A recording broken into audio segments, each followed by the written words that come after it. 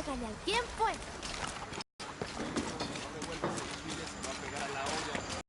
Let me tell you about the time I explored a flooded ruin. I hope you've shined up those dancing shoes, Manu. I found the ruin. It was Maya, an ancient aqueduct. It was wonderful, just as you'd imagined. I knew you would! Now, tell me everything. The ruins had flooded because of the earthquake. I swam through tunnels teeming with peril. Go on. I found a vast cavern and a stone tower with massive heads carved into its sides. The Lords of Xibalba, right? Incredible. What else? It must have been an aqueduct of some kind. And you'll never believe this. Most of the machinery is still functional. Water wheels 3 men high turned as smoothly as the day they were built. It was amazing to see, Manu. To be so close to all that history where no one has set foot in hundreds of years.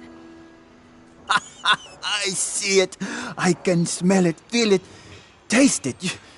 You've brought tears to an old man's dry eyes. I can't thank you enough. I'd like to give you something. Manu, I couldn't. Please, I insist. It's the first relic I ever found. It's beautiful and intricate. A decorated skull. I'd like someone who has the same passion for exploring that I did as a young man to have it. Don't ever let anything kill your sense of curiosity and wonder. I won't. Thank you, Manu.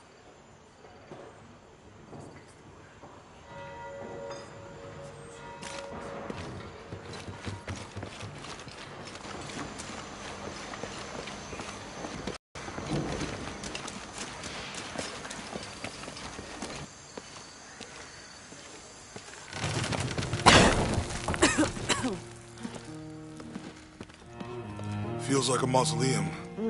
Means we're on the right track, right? Jonah, I feel something. We're getting close. Let's look around for signs of Lopez.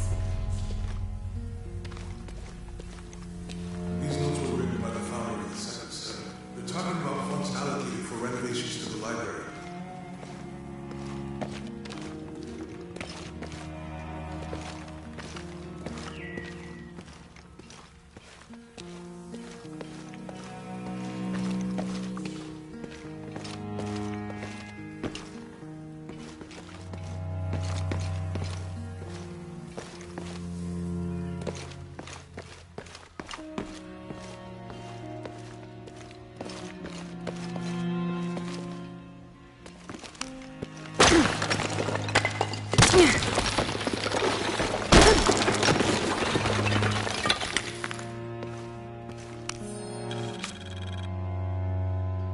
The others are worried that Brothers de la Cruz and Serrano will not return. I have so far maintained they will, that they always have. But in my heart, I am beginning to believe we have seen the last of them, and that grief weighs heavily. We will continue their work. Either they will return to find we have not forgotten the teachings, or they will look down on us from above and bless our continued labors.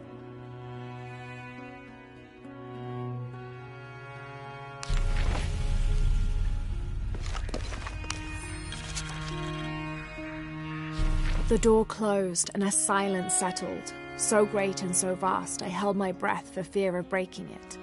Lopez turned to me, his eyes wild, a smile screwed across his face. He came toward me, arms outstretched, and for a moment fear flickered across my heart. But he pulled me close, his fingers digging into my shoulders. "I found it," he whispered in my ear, and releasing me, he wandered through this room.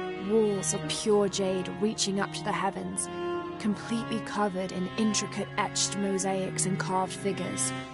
I followed at a distance as he approached an altar, and watched as he lifted a silver box from it.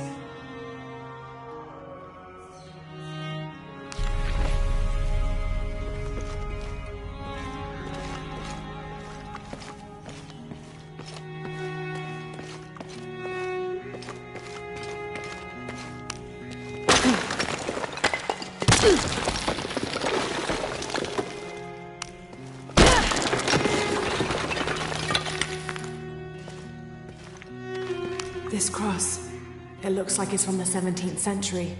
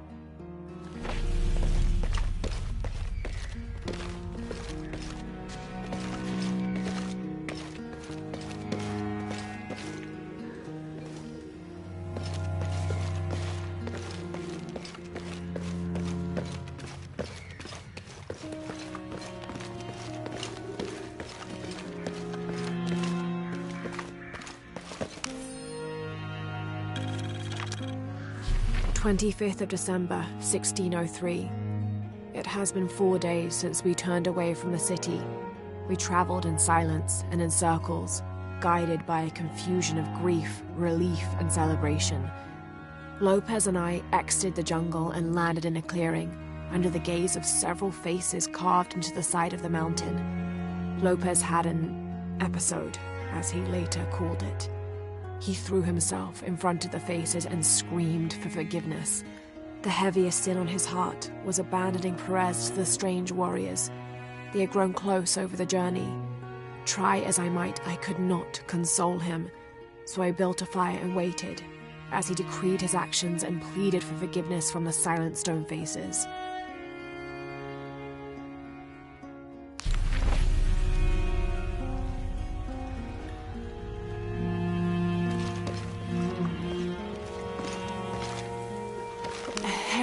And an eclipse.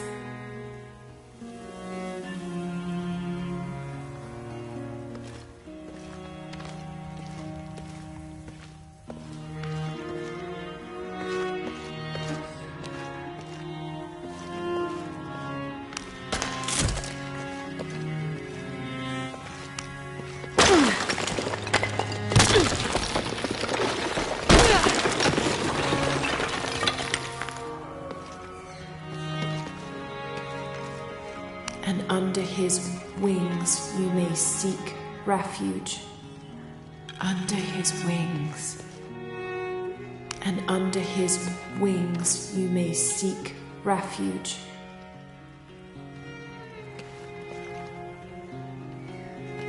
And under his wings you may seek refuge.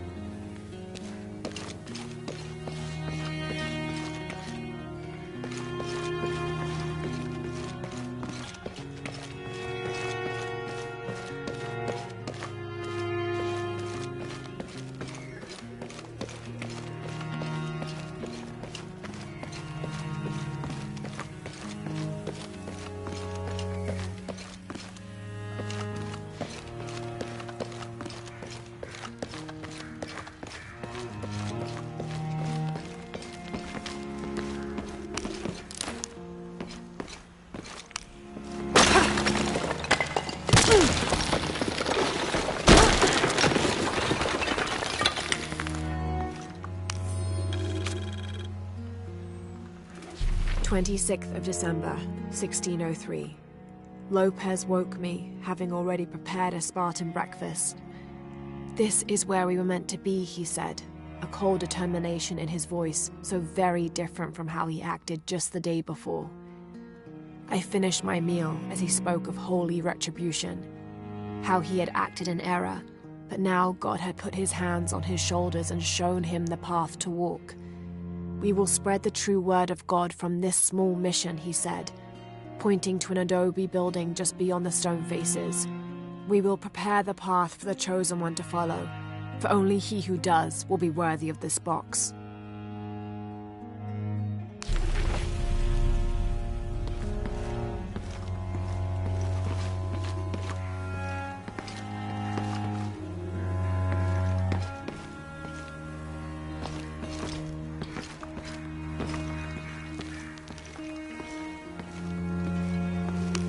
Jonah! This book describes a stranger's arrival at the mission. He founded the Sect of Seven. Maybe that was Lopez. Like on the pamphlet. We must be getting close. We should keep looking.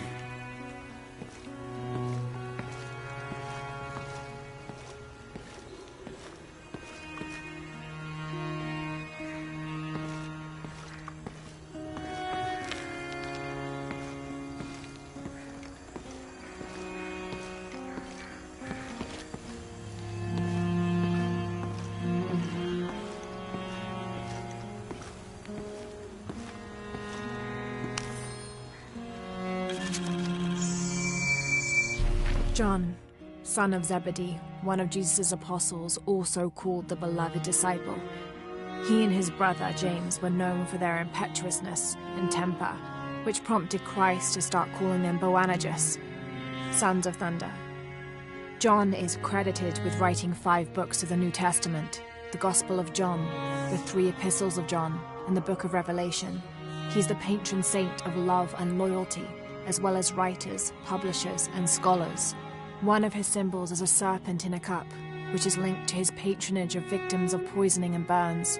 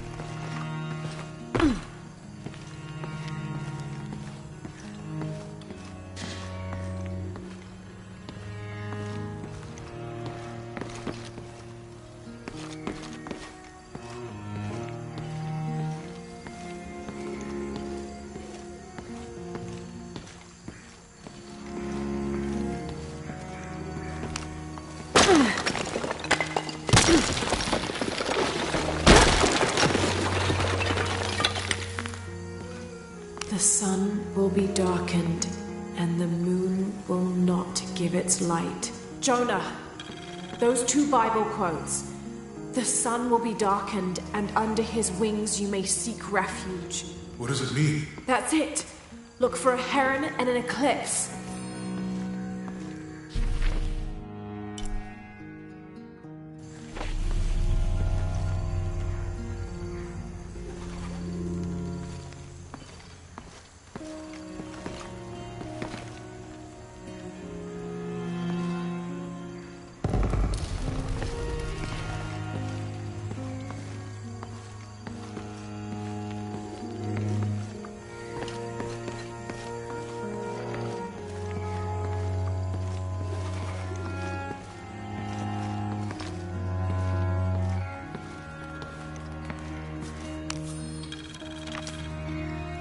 This roughly drawn sketch shows St. John repelling a demon attack.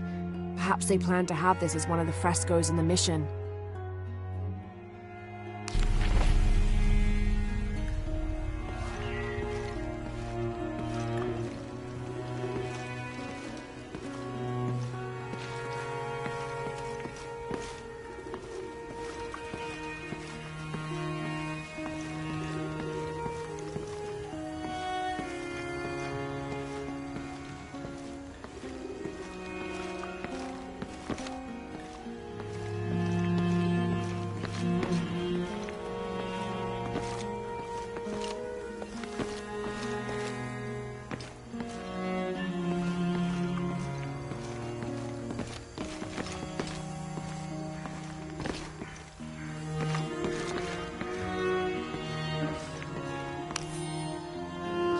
Brother de la Cruz appeared one day, emerging from the jungle, breathing new life into the mission.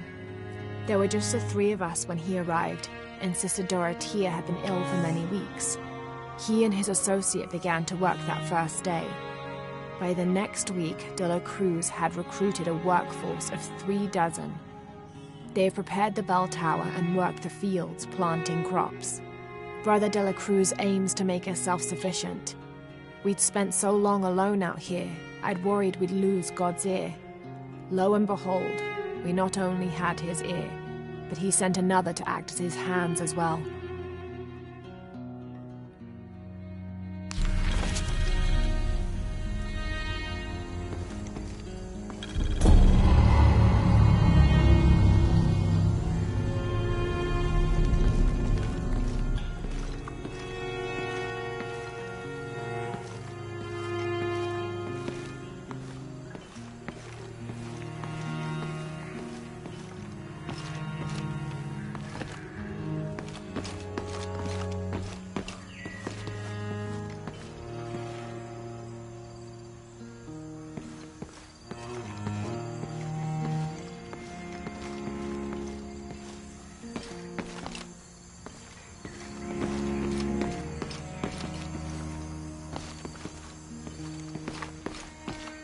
Tardaremos eternidades.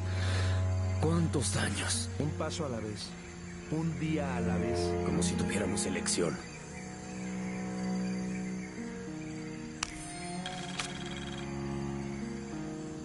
Stone faces weep as Jesus creeps along the dolorous path. Too many died. More will still, and more will still, and more will still. His light leads the way.